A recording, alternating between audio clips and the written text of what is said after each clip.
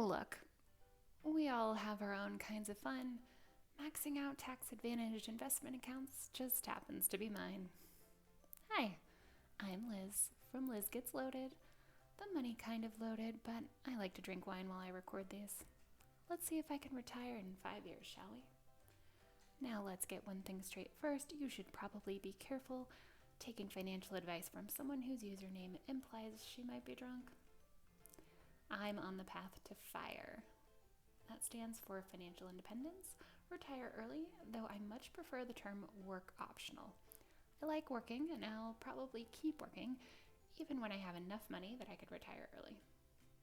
Today I'm talking about how to max out your tax-advantaged accounts. One of my big goals for 2021 is to max out my 401k, my HSA, and my IRA. I actually use 4 different accounts for all of my investments. Here's why I'm only talking about these 3. First, my traditional 401k, which you could also use a Roth 401k, health savings account, and then Roth IRA, which you could also do as traditional, depending on your income. The last account that I use for investing is a taxable brokerage, but there is no maximum amount on how much you can put into a taxable brokerage account. So when I'm talking about maxing out, this one doesn't come on the list. If you're with me so far, hit that thumbs up button. It helps me a lot, and if you do, I'll tell you how to max out all of your tax advantage accounts. Just kidding, I was going to tell you that anyways. All right, so for each account, we'll talk about the total dollar amount that you can contribute in 2021, and then look at a breakdown of what you would need to contribute to max out if you're doing it weekly, every other week, twice per month, or monthly. Starting with your 401k. The most that you can contribute to a 401k if you're not using catch-up contributions or something like the mega backdoor Roth, then the maximum is $19,500 for the year. If you're making weekly contributions, you'll need to put in $375. If you get paid every other week, your contribution would be $750.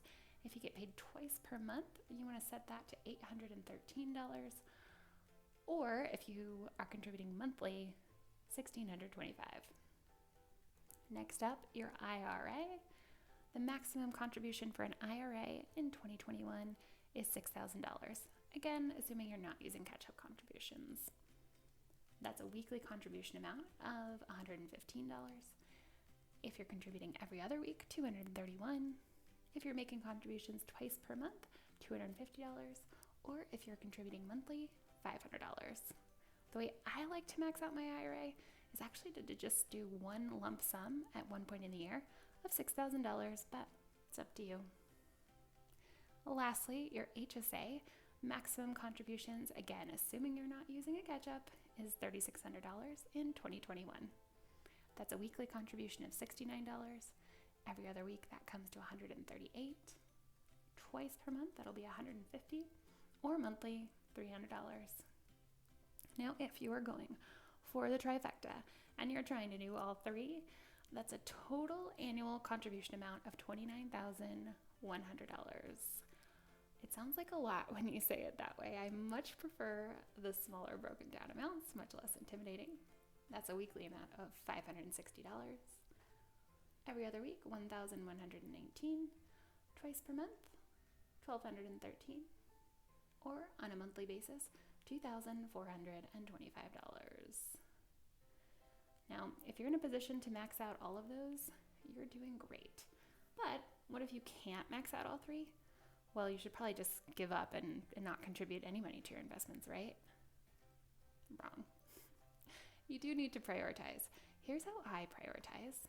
Number 1 on my list is putting money into my traditional 401k. It's my top priority because it comes with an employer match, meaning when I put money in, my employer also puts money in. I'm not getting that anywhere else. For a 401k, I'm choosing traditional over Roth because I'm betting I'll be in a lower tax bracket in retirement since I don't live on a majority of my income. I have a video about why I choose traditional, and I'll link it in the description. Number 2 priority for me is the health savings account. That's because it comes with a triple tax advantage, and you're not getting that anywhere else. I also prioritize this because It's only available to me because I'm currently on a high deductible healthcare plan. It's possible if I were to switch jobs, that option might go away. And last, but still very much loved on my list, is the Roth IRA. It's available anytime. There's no tie for the Roth IRA to your employer. And as I mentioned, I like to do a lump sum. Personally, I would rather use a traditional IRA, but once you pass a certain income level, your only option is Roth or backdoor Roth. What if you've maxed out all of those accounts and you still have money left over? Well, that is a good problem to have, my friend. In my case, I contribute anything above that into my traditional brokerage account. There's no tax advantages at all, so it's a last priority for me. It does come with a perk that a traditional brokerage has flexibility. You can withdraw at any time without penalty, unless you count taxes as a penalty. Now that's what I do. Some other options after you've maxed out all of your accounts that you might consider. You could do the mega backdoor Roth if your employer offers it. Mine doesn't. I really wish that we did. You might also think about a donor advised fund. That's a way to invest money that you will later contribute to a charity or nonprofit of your choice. You could get into real estate investing. Not for me, but maybe that's something you would find fun. Or you might even consider alternative investments, things like peer-to-peer lending or investing in crypto. Again, that's not my cup of tea, but I love hearing about and living vicariously through other people who are doing it. So if that's your bag, let me know in the comments below. If you like nerding out about this stuff, make sure you like, subscribe, and leave a comment. A nice comment. You can also find me on Instagram and Twitter most days at Liz Gets Loaded. Thanks, team, and I'll see you next week.